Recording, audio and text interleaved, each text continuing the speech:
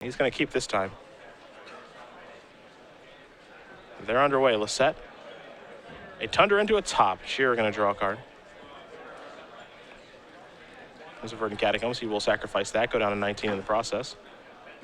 That's very rare to see. We almost never see fetch lands in Dredge.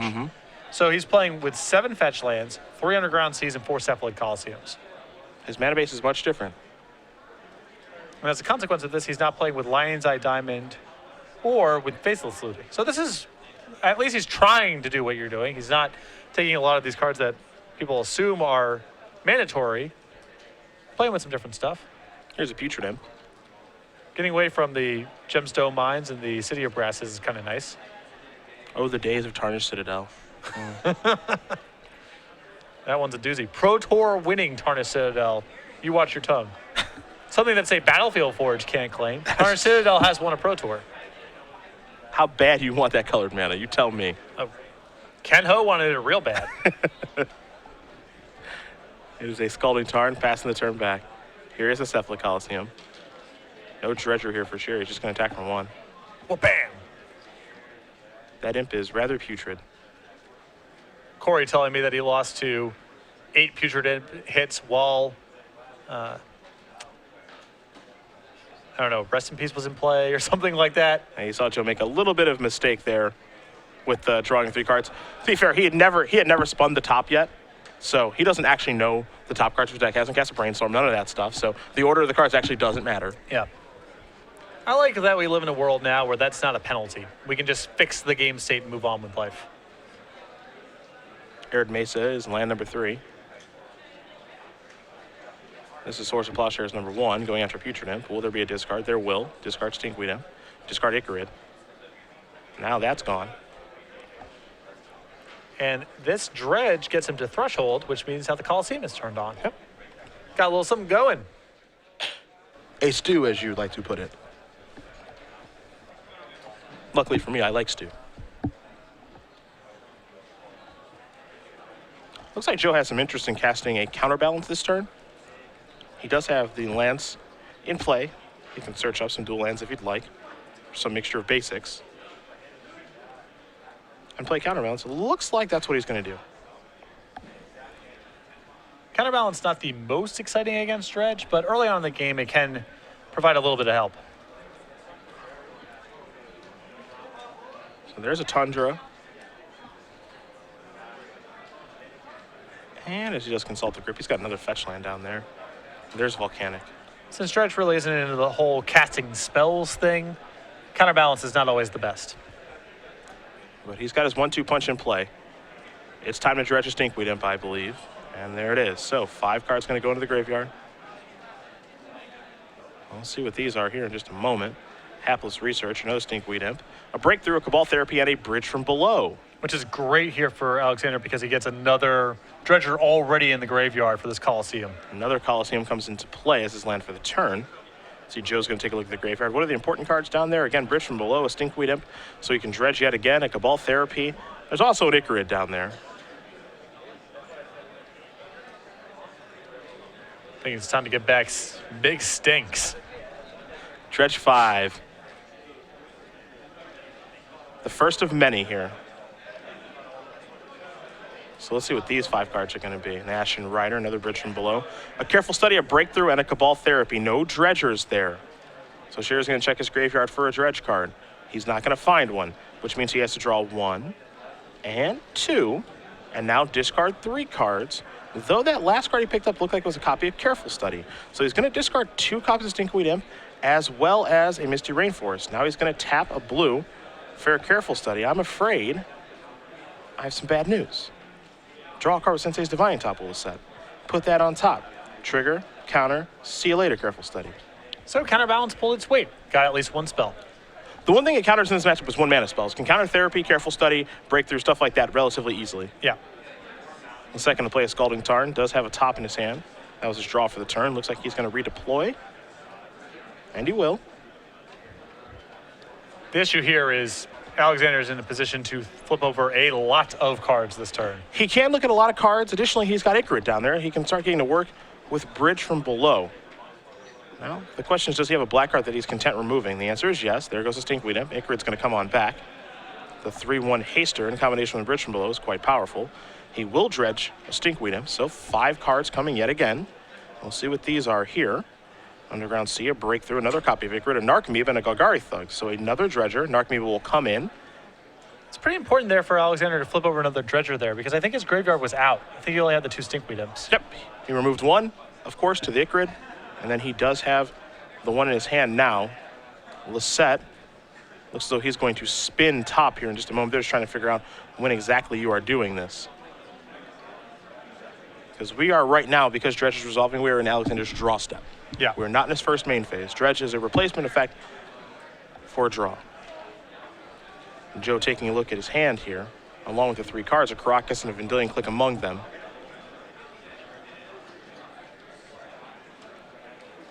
And Joe says, before I decide how I want to order these things, I need to take a look at your graveyard. Again, a couple copies of Bridge from Below down there, too, along with 2 Cabal Therapies as the relevant pieces. Can't forget about that brand new Ichorid, too. So part of the game plan for Joe has to be taking some lumps in, letting Alexander get a few shots in, set up a Terminus away the board, and hope that Alexander can't really reassemble something of substance before getting decked. This is how I've seen Joe win game 1s here before. Given how Joe's hand is lined up right now, this is a Terminus. Again, while still in the draw step. So no Cabal Therapy nonsense, no you get to make zombie tokens, none of that stuff. Yeah. Ichorid and Narcomoeba are going to go to the bottom. Again, Shearer is already dredged for the turn, so he does have a Stinkweed Imp in hand. So his Dredger down there right now is a Thug. And that's a Dredge 4, so he's going to activate the Coliseum. So Dredge 4 here for Thug. There will be a Narcomoeba among them. There's also a Stinkweed Imp, a Putrid Imp, and a Careful Study, so that's another Dredger. Shearer does get to keep going. 5 more cards here for Alexander. These 5 are a Misty Rainforest, a Breakthrough, a Putrid Imp, another Verdant Catacombs, and a Careful Study. And now he has to just draw normally and discard 3 cards. So he will take a look at the bin to make sure he discards the appropriate cards. But he's working his way towards a pretty good game state.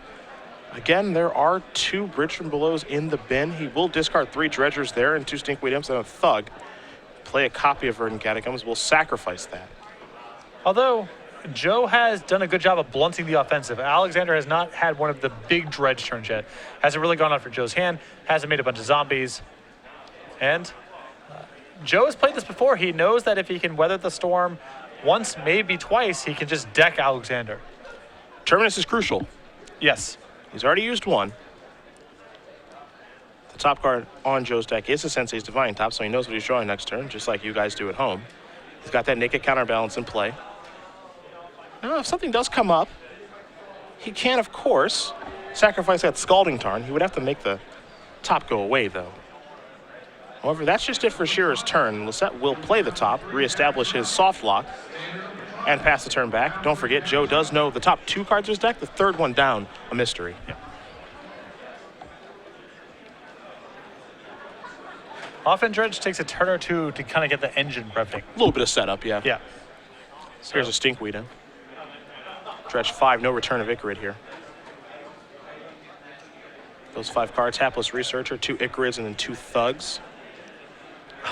I was just checking the deck list to see if Golgari Grave Troll was here. We have not seen it yet. Yeah, so oddly enough. I was wondering if it got cut or something. No, I'm just playing Black-Blue Dredge. A very different approach.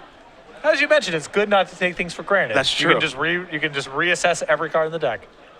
This will be an attack for 1 in the air. No, it's a blue-black deck. It's a blue-black deck. There's no Grave Troll. I have Underground Seas. Stinkweed Imps and Thugs, that's it. See if Joe wants to do anything about this. It looks like he may have interest. I believe the top card right now of Lossett's deck is a copy of Vendilion Click. Now, one thing he can do that's very interesting, we've seen him do it many times, is play a Vendilion Click, do whatever he wants with the trigger, and then Red Elemental or Pyroblast it to remove Bridge from Belows.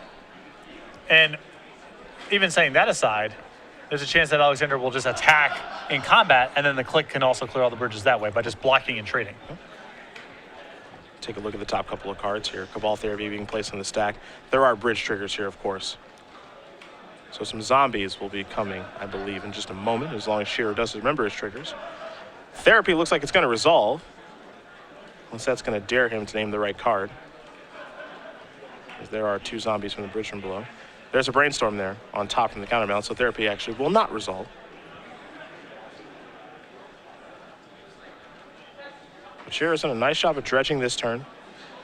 He's going to, I believe, simply pass the turn back here with 2 zombies in play from bridge from below. Not a lot else to be doing, and I think he wants to run his therapies through acre raids.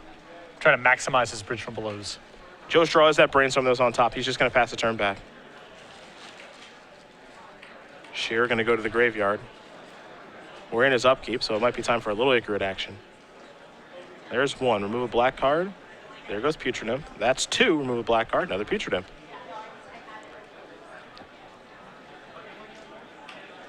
Now it's time to dredge a Stinkweed Imp. 5 cards. Do you think anyone's ever shown Richard Garfield a dredge deck? Probably not, no. He would hate this. And Narcomoeba among the cards found, that's going to come directly into play. Grave Troll has finally made an appearance. There's also another Therapy and the 3rd bridge from below in the bin. For what it's worth, I love dredge. 9th place in a Grand Prix in this room. So do you like dredge or do you like winning? No comment. Okay. Because winning is super fun. Brainstorm. Let's see what Joe can put together here.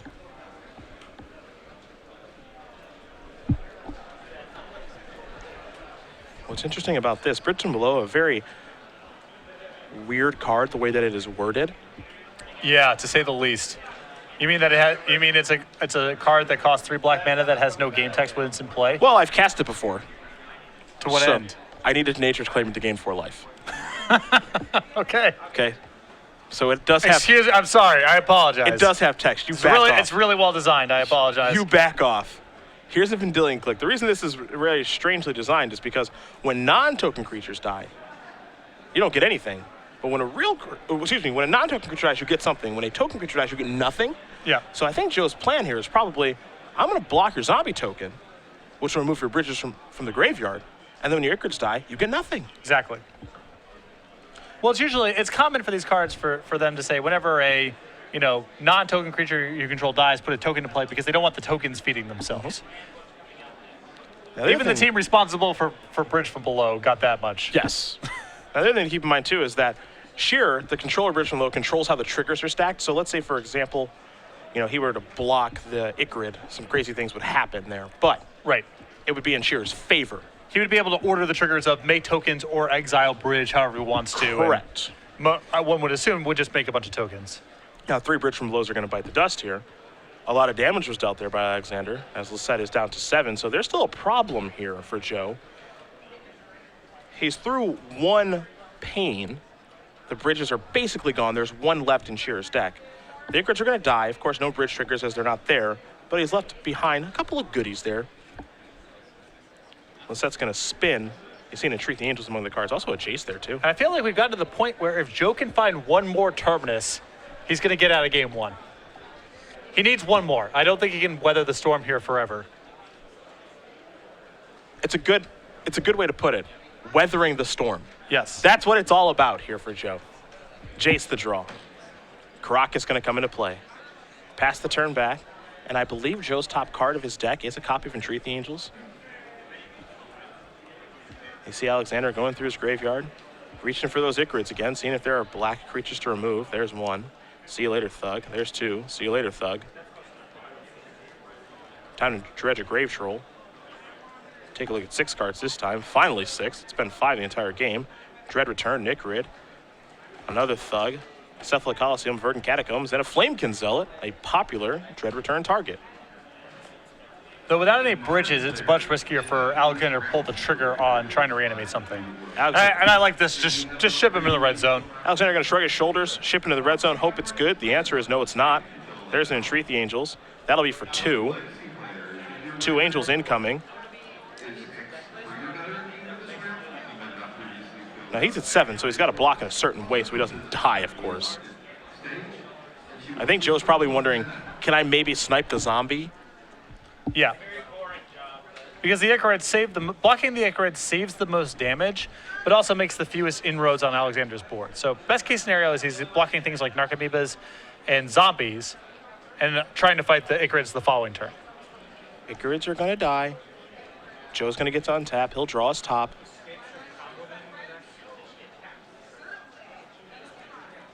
Now, the thing about the Icarus is there's a finite number of times those can come back. Yeah, only so many black creatures. And he's removed quite a few of them. Here's 4 mana. Might be time for a chase. Yep. Well, that's a convenient answer to that zombie token. Yeah, see you later. Oh, Joe, you make this such a delight. Hasn't played a land yet for the turn. Does have a Flooded Strand that he can play, I believe. Don't know if he has any interest in sacrificing that, but it is an option as the set is at 4. He's trying to put a wall of defense up. Just shields up and let Alexander deck himself. Seen it before, gonna see it again. Yeah. It's funny that this is the game plan, game 1, but I think it is a high percentage of the time. I've seen it too many times now. I think Joe's got to sit down and believe that's exactly how he's pursuing the games. Icarus gonna remove a Thug here. Does the other Icarus have ammo? Well, Ashen Rider, see you later. Oh yeah, that's some synergy right there. The deck count. We knew it was going to come up. He'll be dredging again, though. 6 cards are going to go away. This might be the last dredge. A bridge, a Narcomoeba. Make it 2 Narcomoebas. Now it gets a little bit more difficult. Yeah, this might be a dread return for Flamekin Zealot setup here. I think this is what Joe was a little bit scared of. I mean, this is a lot of juice right here that Alexander has. A lot of tokens. Now, one thing to keep in mind, Alexander has 2 copies of Dread Return. Icarus going to get sacrificed. Trigger on the stack there for the bridge. Cabal Therapy, will you resolve? Looks like we're going to have a response to this. Joe is going to go down to 3. Sacrifice the fetch land. His card in hand is a copy of Force of Will.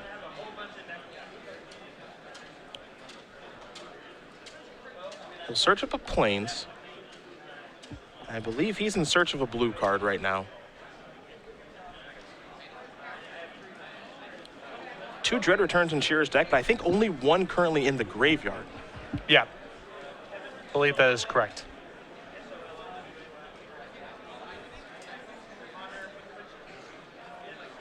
So what Lossett is probably looking to accomplish this turn is, I'm going to spin my top, I find a blue card to go along with my Force of Will. As we take a look at 3 cards, it's a Tarn, it's a Terminus, and we did not get a great look at that 3rd card. The other thing he could be trying to do is spin for a 4-mana card, because he knows that locks out Dread Return. That's true. He probably survives this turn, and then Alexander is dead-ended. Yep. But I think what he was looking to accomplish is, I find a blue card, I put top on top, I have a blue card to go with my Force of Will, that counters your Dread Return. Joe gonna draw a card. Put the top on top, counter the Cabal Therapy. The problem here is I don't think he found a blue card, so.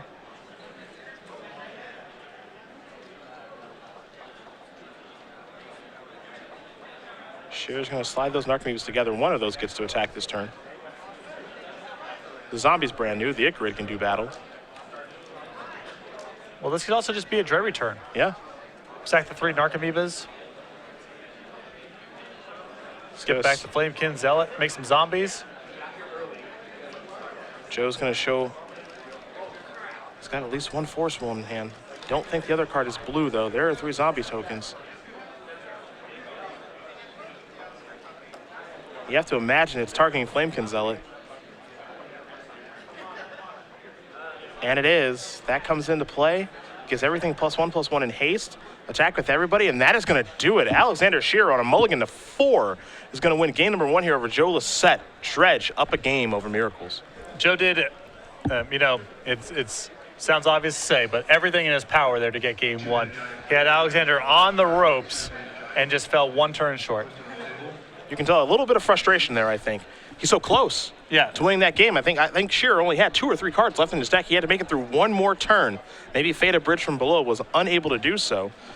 Both players are going to take a look at the sideboards here. Well, Joe has 2 copies of Rest in Peace, a Grafdigger's Cage, a Pithing Needle, 2 Fluster Storms, a Red Blast, a Pyroblast, 2 Misdirection, a Blood Moon, a Venser, a Wear Terra Supreme Verdict, and an Is It Staticaster. A lot of options. Staticaster, I think, is coming in here. I think you can bring in the Needle, the 2 Rest in Peace, the Grafdigger's Cage. A lot to bring in. Not only a lot to bring in, but awesome options. Yeah, they're all maybe game over by themselves or with only a little bit of help. What do we see on Alexander's side? 4 Chain of Vapor, 4 Fairy Macabre, a Lawan, Cephalid Empress, an Ancestor Chosen, an Ellis Norn, 3 Ashen Rider, and an Iona Shield of Amira. I like bringing in the 4 copies of Chain of Vapor, and I don't think I would really mess around with any of the other Reanimator targets. I could see maybe bringing in, maybe Iona is better than Ashen Rider in this matchup, but that's a fractional upgrade, if anything. Strange to see Dredge win on a mulligan to 4. I guess not that strange, but that game was a little bit different than what we've seen. Doesn't really play with cards in its hand, so that helps a lot. So we have a little more information coming out on the floor there. We have 4 decks already locked up. Blue-Red Delver, Sneak and Show, Goblins, and Ad Nauseam Tendrils. And then we have this match, that's a win and in. We have Dredge versus Tin Fins as a win and in. Temur Delver versus Maverick as a win and in. Maverick's a deck you and I have been talking about for a while as being poised for a resurgence in the face of Treasure Cruise. And Bant versus Lands. So we're going to have a pretty diverse top 8 over here. Tell you what, great top 8 for Goblins. Oh, you don't Looks really good there. Ant, Sneak and Show, potentially Dredge, Tin Fins. Tin Fins. So what's the matchup you want? How do you feel about the Maverick matchup? Depends on the composition of my deck and their deck. Okay. Honestly. Like, if they're on Punishing Fire, not feeling great. So you like the Merfolk matchup, I assume, right? That one's very good. Okay. Give me some other ones. Death and Taxes. That one's really good. Really good. I think. So the decks are just trying to play good creatures and anti-spell disruption. Goblin's going to be good against those kind of decks. Absolutely. Okay. This top 8 is not good news for Goblins. It's not good news. It feels like you say that a lot. I'm just honest. Yeah, sure, no. That's all. I'm not saying that you should lie or anything. It's just interesting to me that so much of the field seems that bad. Yeah, it's just like Ad Nauseam Tendrils, decline. Sultai Delver. That's, it depends on their sideboard. Okay. Like, if they're haters and have Engineered Plague, it's Toxic over. Deluges and things like that. You know, sure. a high number of Golgari Charms, then it's bad news. I think that you can grind with them, but again, you know, a card like Deathbright Charm you don't want to play against. Tarmogoyf can be a pain depending on the composition of your deck. Yep. You can win. Like, I've beaten Sultai Delver quite a few times, but I'm not like, yes, let's play. Because Abrupt Decay changed everything. That's the thing. Because before, you weren't reliant on Goblin Lackey. You were relying on Aether Vial. And the fact that they have an answer that, you know, Abrupt Decay kills Vial very easily. You know, you could just have games where it's like, okay, I'll play kind of a slow burn, mess with your mana for a little while. Vial will generate my advantage. They have Abrupt Decay for that now. So you can't even really go that route anymore. That's the problem. And that was a route that a lot of Goblin players went to and was very successful with. Just play a Vial, port and Wasteland you, and then by the time you're ready to play Magic, I'm vialing in Ringleaders and you're too far behind. Yeah, and then you can win a game that way. How do you feel about the Dredge or Tin Fins matchup? Dredge is probably fine for Goblins, right? You have a lot of sack outlets? Or you can build your deck to have a lot of sack outlets? I mean, you can build your deck to have a lot of sack outlets. You can play cards like Mog Fanatic and Skirk Prospector and Goblin Sledder. You know, when Sledder, go way back. I'll go deep. Mog War Marshal, you can decline to pay the Echo, thanks. It's nice. It's not a good matchup, really. Still not a good matchup? Not a good That's matchup, incredible to me. Goblin Lackey does play a big role in the matchup because it lets you speed up and kind of race them. You can get real creative with Pyrokinesis, kill your own creatures. Nice. Heyo! That's right. Again, I've beaten Dredge a couple of times, but, you know, that's not a matchup I would prefer to play against either. Right. That's all. It's not impossible. It's just tough. Hoping for nothing but monocolor creature decks. Bring it on, elves. Bring it on. Here's a Grafdigger's Cage. That's a good card in this matchup. I love Alexander's sideboard of 4X Chain of Vapors because you sometimes see these decks play with, you know, like Pithing Needle or things that are trying to fight particular sideboard cards. Chain of Vapor 4X just says, I don't really care what you're putting in play, Leyline of the Void, Tormod Script, Grafdigger's Cage, whatever. I can clean it up. Yeah, no, I like that a lot, actually. How do you feel about Alexander's build here? Well, you know, there's some things here that are definitely bucking conventional wisdom. I like the ability to grind, play a longer game, not be all in. Here's Careful Study. Misty Rainforest and a bridge from below are the draws. And discard a bridge, and another bridge. Before passing the turn back, Lossett will draw a copy of Source of Plowshares. There's a top. He does not have a second land, so Joe kept his hand solely based off of Gravedigger's Cage. Well, Gravedigger's Cage top 1 land is a totally justifiable keep. I completely agree with you. Never mulliganing that against Dredge. Shearer going to sacrifice Misty Rainforest. We'll see what else he's up to. There's an Underground Sea.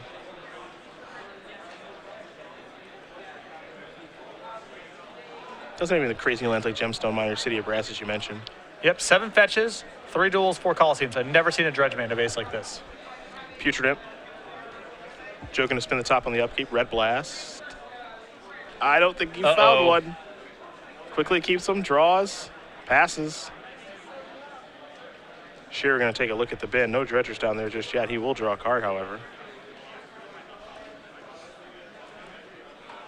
Well, take a look again at those 2 bridge from belows down there. Those are the relevant ones. Here is a Verdant Catacombs. And Alexander doing this right now because this is his last fetchable land. Yep. So he doesn't want to flip that one over on a Dredge and then be left with nothing to go get with the Verdant Catacomb.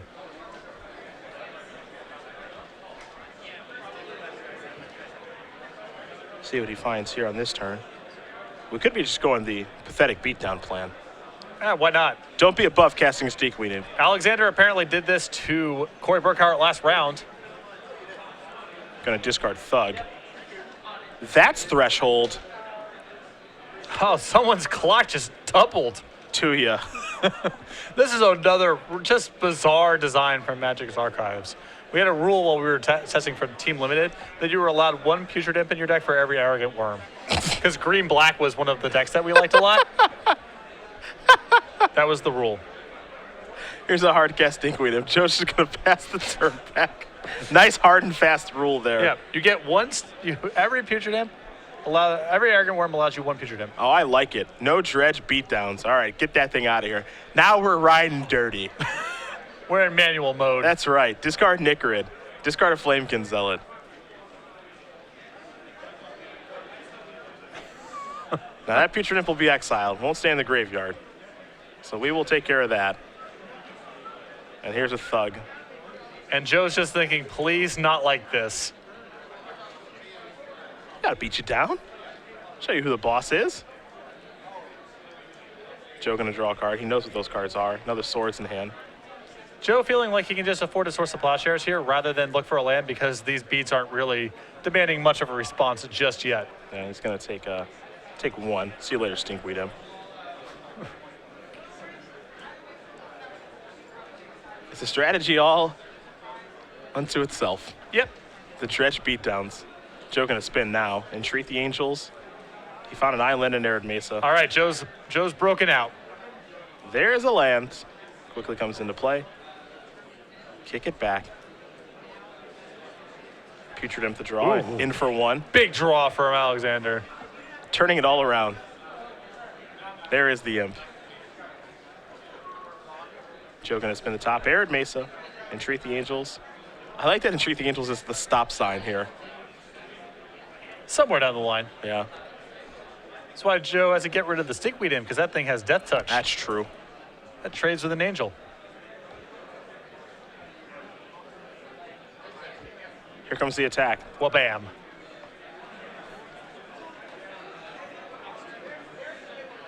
Looks like Joe's just going to take the damage. I think he thought about casting Vendilion Click. And he still may be. There's another Thug. For what it's worth, if you're on the Dread side of things and you win a game this way, there are a few things more satisfying. Icarid is the card. Oh, you better hope Alexander doesn't draw land number 4 over there, Joe. Arid Mesa the draw. Getcha. There is an Arid Mesa. That's the turn back. Putrid Imp. Bang. Beat downs. Joe gonna take a look. He does have a like, oh, I love this. This is an absolute delight. He's going to play Vendilion Click, lose his Vendilion Click that's in play, remove the bridges from the graveyard.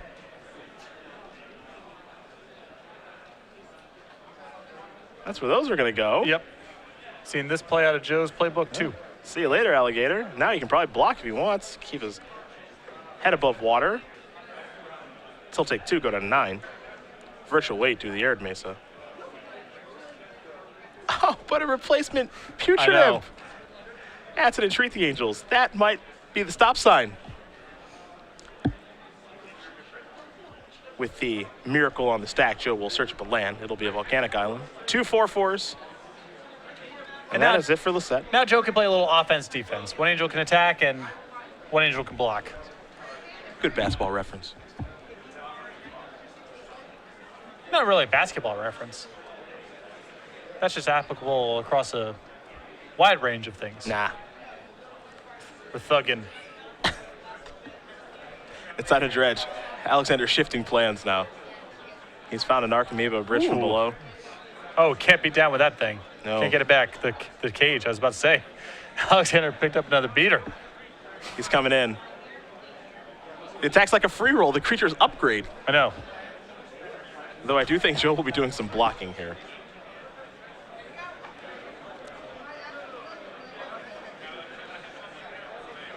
Is that true? I don't think there's a lot to be gained by blocking the thug. And if you want to block the Putrid Imp, I guess, sure. I mean, can't you just go like block Putrid Imp, block Thug, they become 2/2s, and then you just block them again? Well, I think Joe wants to start attacking with one angel. Maybe he can just sit here and wait, but it's risky, you know? Yeah, I don't see what the rush is. That's the thing, right? Like, Alexander draws something that breaks out of Graphicer's cage, and then things start happening is the risk. I suppose, I mean, that means that Joe's hand and top cards of his deck with top are bad. If we want to play draw step to draw step, I'm perfectly fine doing that. And the longer the game goes, the better it is for Joe. I don't think that Joe's in a hurry to win.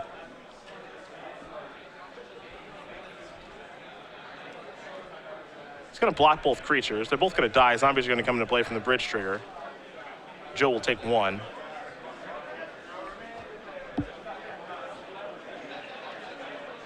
Alexander taking a look at the graveyard here. He does have a Dread Return. Oh, when the thug dies, he gets to put something on top of his deck. I forgot that thing even had a text box.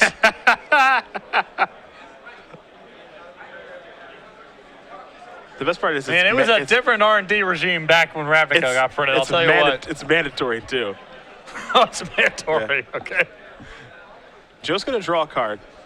It's a powerful one. All right, well, A little bit of confusion here, I think. yeah. We'll see exactly what's going on. This is the hammer lock that's coming down. The graveyards are no longer with us. Rest in Peace has shown up. Now Alexander needs 2 copies of Chain of Vapor to get anything going. Yes. Again, Joe more than happy to play defense, though the clock does go tick-tock. We're underneath 17 minutes. Oh, Narcomoeba. Nice. Hey, well, you can cast that. Well, bam. Put that on top. Knew that was coming.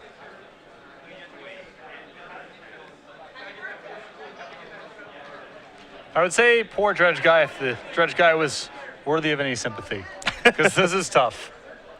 The Red Elemental Blast going to take care of the Narcomoeba. Joe going to tap 4 mana. It's a Jace. Now he gets to start controlling the draw step. Elevator going up here in just a moment.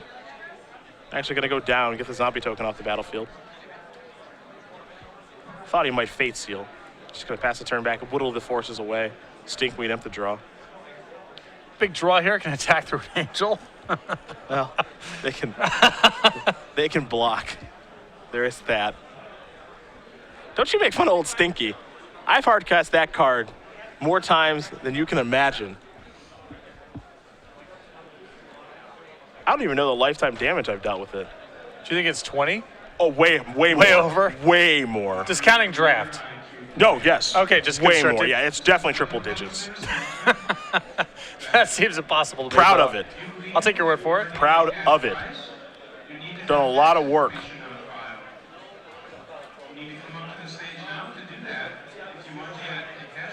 Great card. Simple, really.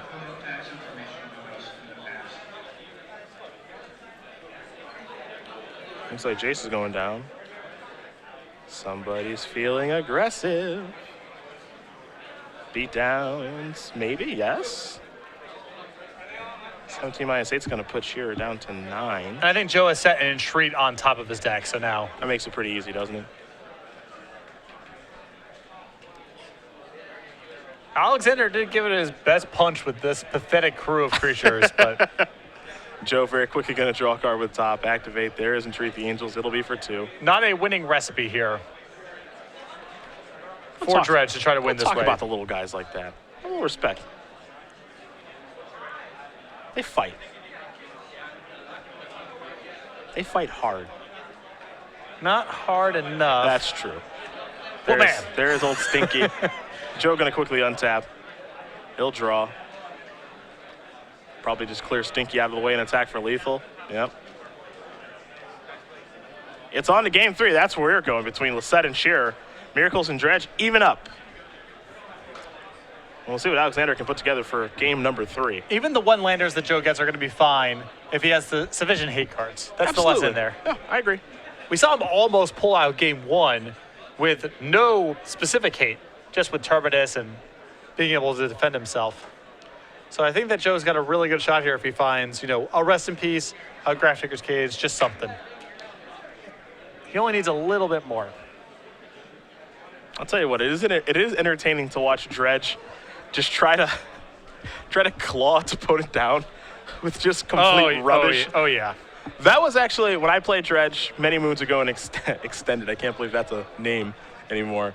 That was actually the thing I took the most pleasure in, was just making zombies with Drowned Rusalka, casting Life from the Loam, hard casting Grave Trolls. That was magic, baby. Yep. Combo game 1, grind them into a pulp game 2 and game 3. It's a different world. With just the most embarrassing ragtag group of creatures. I loved it. Hedron Crab, go after Scape Shift. Sure. Who are you targeting? You. Gotta try to get those Valakuts, Yeah. bro. Gonna run you out of Valakuts or Mountains. Yeah, that's what I'm getting doing. something. Yeah. Those were the days. The Loam Crab plan against Scape Shift. That was really, or sometimes you switch it up. When you're born in the Ancestral shows in, you target yourself, and you try to get high enough that they can't kill you with Scape Shift. Right, because they're not going infinite. They have a ceiling. Yeah. A real delight. Simpler times. Dredge, And yet substantially more complicated times in some respects. Dredge a lot more versatile than people think. Even though it can be ugly at times. And now we have been informed that Alexander Shearer has chosen to draw for game 3. Interesting. I call that the Jerry T special. There's no one I know more that likes to draw than Jerry. Maybe Guillaume Waffletop. I draw a lot too. No. Yep. Beatdown mirror match, I draw all the time. All right. Guillaume loves to draw in a control mirror, and Jerry just likes to draw sometimes just cause. Just wants to feel something. Give me that extra card. Just want to mix it up. Yeah. I want to demonstrate my range. Keep moving. Don't want him to get too comfortable. You don't know what I'm capable of doing. Give me that extra card. I'll draw first, and then draw a discard on turn 1. You don't know what I'll do. Yeah. My range is wide. It's wide. And it's important to have a wide range. You don't That want much I know. You don't want people settling in. Got to keep them comfortable. That is correct. And you can apply that to all sorts of things in life. Don't let them settle in. Gotta learn them. Gotta let them know. Meeting your friend for lunch at noon, show up at 1:30. You know why? Don't want them to get comfortable. Don't want them to start assuming things. That's just rude. That's just a mean thing to do. It's just risky to let them settle in. To get too comfortable. Sensei's Dividing Top. Gonna start things off here at game 3. Shearer, again, did choose to draw, so here's a Verdant Catacombs.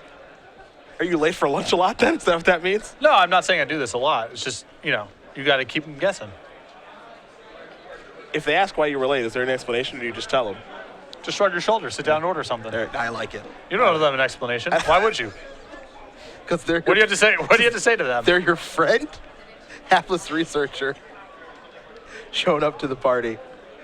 This was another card that had some arrogant X to arrogant worm relationship. Yes, the hapless one. Happy the hapless researcher. It's funny because Happy is such an easy nickname, but it's still good. It's still good. It's still really good. Joe gonna spin the top in his upkeep. Draw a card. Looks to be a mountain. There's Nared Mesa. Kick it back. Shearer gonna get a little happy. Gonna draw, then discard. There goes old Stinky. Untap and dredge. Let's take a look at 5 cards, shall we? Got Narcomoeba, Careful Study, another Stinky, and Iona. So it looks like he probably, I would imagine Alexander swapped out the Ashen Rider here, which does not do very much against Joe. For Iona, which may do quite a bit. Other cards, the Cephalid Coliseum. Narcomoeba's in. Joe with no cage this game. There's Careful Study. Joe gonna take a look at the graveyard.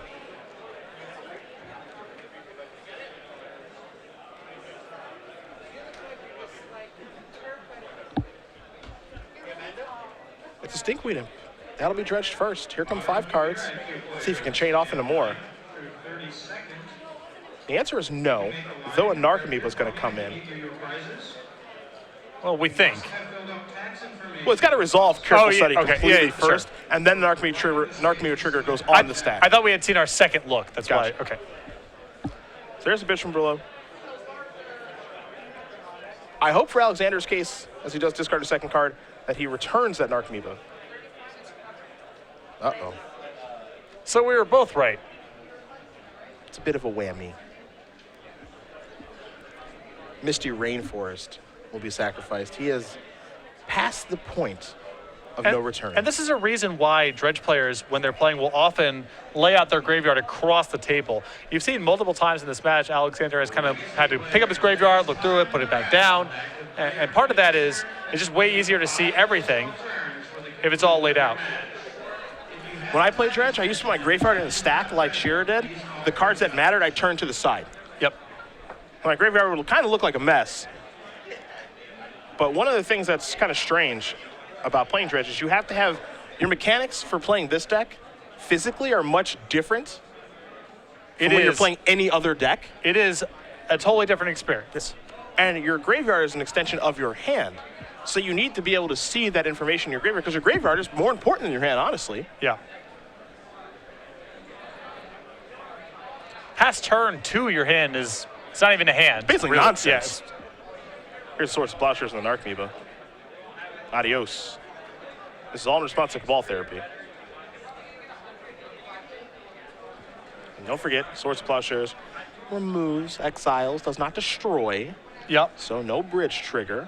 We'll get confirmation on what was named here in just a moment. As you see, Joe does have his copy. He's a Static Caster along with a Mountain, a Jace, and an Entreat the Angels. Joe, don't ever change. Force of Will was the name. Very good against Narcomoebas, very good against Icarids. Yep. Gun them all down. I love it. I absolutely love it.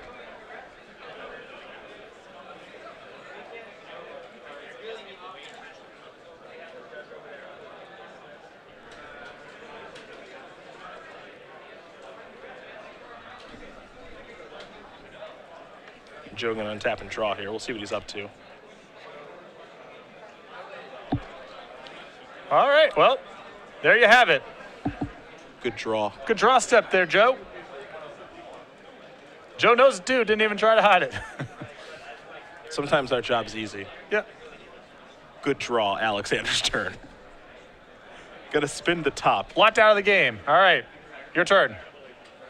All right, I'll draw a Golgari Grave Troll. I'm done. Stinkweed Imp, all right. We're thugging and bugging. Thug. It's time to go manual. Thug into the face of a Static Caster. Just doesn't even care. I almost kind of hope Joe never shoots it and just blocks Blocks it. all day. Yeah. Well, you know, you can imagine down the line it's valuable for the Thug to be in play. Sure. Because if a bridge gets in the graveyard, then the Static Caster can There's shoot no it. graveyard. No, I'm saying maybe he has a Chain of Vapor and All right, get it. sure, Yeah. sure. The Thug is sort of a resource for Joe because it allows him to get a bridge out of the graveyard at a moment's notice. That's fair. That's fair. Here's the third land. Things might get a little bit stinkier in here. Yep. And Joe, he's sort of saying, the game's locked up here. It's just an inevitability, and let's get a move on. Yeah, fire that down. Here is old Stinky. Joe going to quickly untap and draw a card here. Might spin the top on the upkeep, and he will. Snapcaster Mage among the cards. Pass the turn back. Alexander going to draw a copy of Hapless Researcher. Not so happy anymore. No. In for one. More hapless than happy at this point.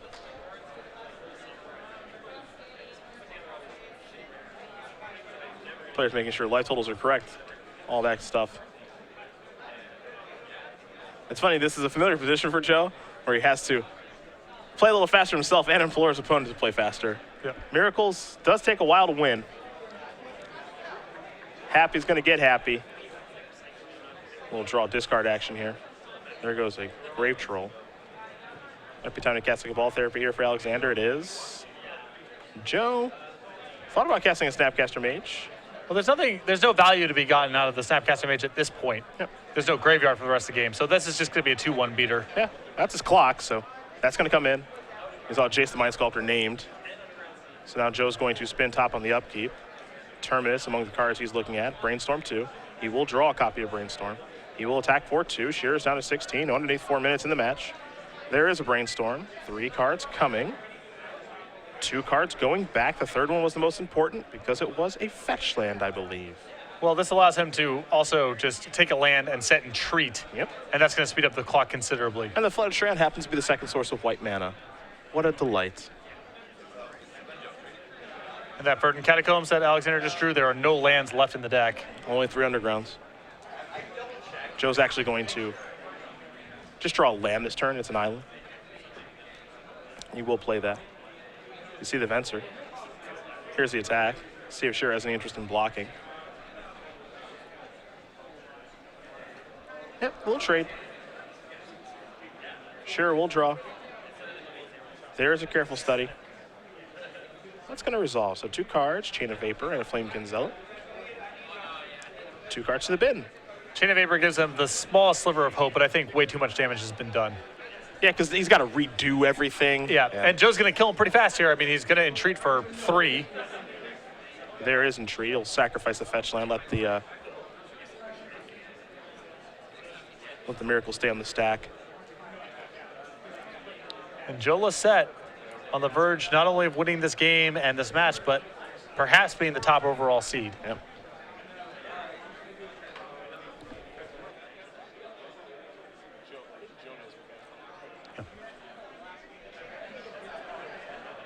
Yeah, it looks like Joe. Yeah. Looks like Joe may have forgotten to shuffle top into the deck. Right. Yep, there we go.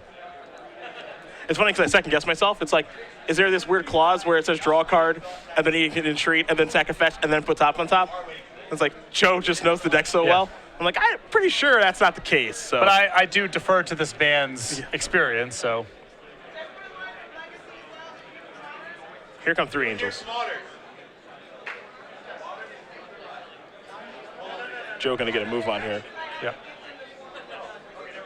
Joe has 6 angels now. Joe refuses to use those angels. He'll attack for 12. Well, here's the thing. You got to get comfortable in the feature match area. Yeah, Joe's been here before. Doesn't even matter. Got this game locked up. He's been here so many times, you would think that he knows we provide him with tokens. But his refusal to use them is as admirable. And that is going to do it. Joe Lossett's going to win this match here over Alexander Shearer. 2-1. 7-1 is the Miracle Mastermind. Qualified for the Players' Championship and looking for another Legacy Open title. Not a lot to be said there. Joe did a great job navigating game 1 in a losing effort. Got Alexander within a turn of not being able to do anything. And then games 2 and 3 just brought a little bit of hate to the table, and it was too much for Alexander to overcome. Winner, winner, chicken dinner. And Joe Lossett, one of our last matches here in the Swiss. He's in the top 8. Realistic chance he's the #1 overall seed and someone we will be following throughout our elimination rounds as we do come back to the